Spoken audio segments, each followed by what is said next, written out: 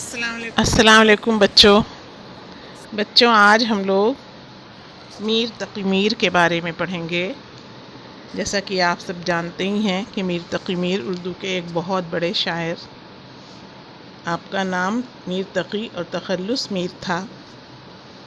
میر تقی میر آگرہ میں سن 1823 عیسوی میں پیدا ہوئے۔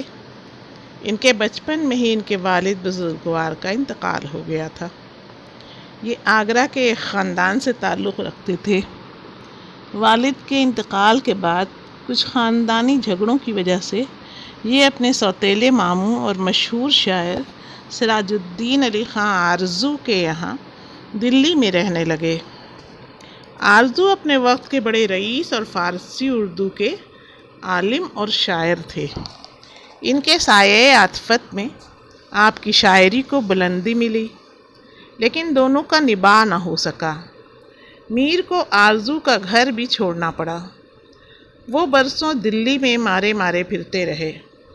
کبھی کسی رئیس کی ملازمت کر لی تو کچھ دن آرام سے گزر گئے، لیکن مزاج کی آزادگی اور خودداری کے سبب میر کہیں جم کر نہ رہ سکے۔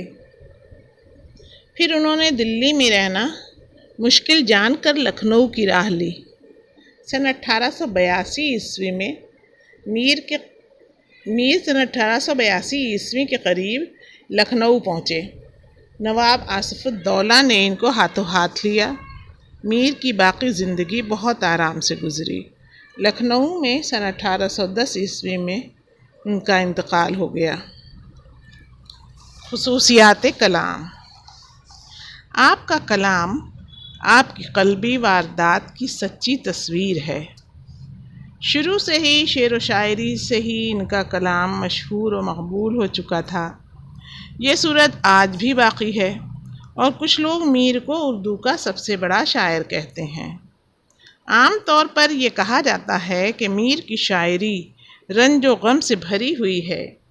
یہ بات پوری طرح صحیح نہیں ہے۔ میر کی خوبی اسی بات میں ہے کہ غمگینی اور رنجیدگی کے ساتھ ساتھ انہوں نے زندگی کے دوسرے پہلوؤں کو بھی اپنی شاعری میں اتنی خوبی سے جگہ دی ہے کہ جس خوبی سے وہ رنج و غم کی بات کرتے ہیں، اور سب سے بڑی بات یہ ہے کہ وہ اپنے آپ بھی ہنسنا چاہتے ہیں۔ میر کے کلام میں تصوف، حسن و عشق، اخلاق و تغزل اور ہندوستان سے محبت کا جذبہ بھی موجود ہے، جس کے سبب وہ مقبول عام شاعر ہو گئے۔ غالب، ذوق، ناسخ، حسرت، حالی وغیرہ میر کی عظمت کے قائل ہیں۔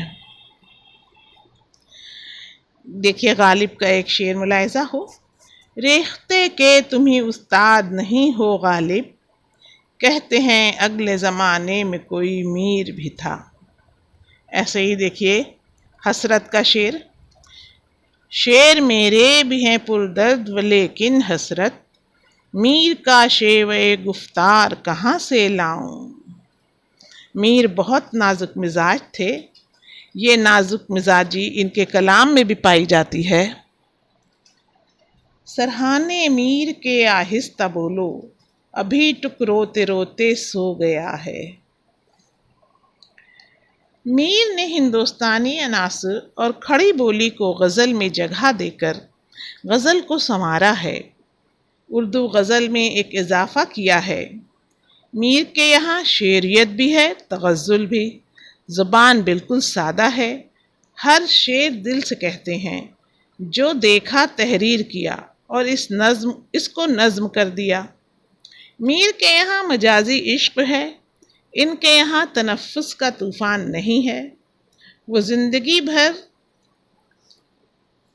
چاند میں اپنے محبوب کا عکس دیکھتے رہے۔ میر کا غم کائنات کا غم ہے۔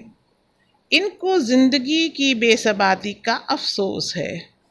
وہ ایک بلند پایہ شاعر تھے۔ جب تک اردو غزل زندہ ہے اور اس کا حسن تابندہ ہے، میر کا نام ہمیشہ عظمت سے لیا جائے گا۔ تو بچوں، یہ آج ہم لوگوں نے میر کے بارے میں پڑھا ہے۔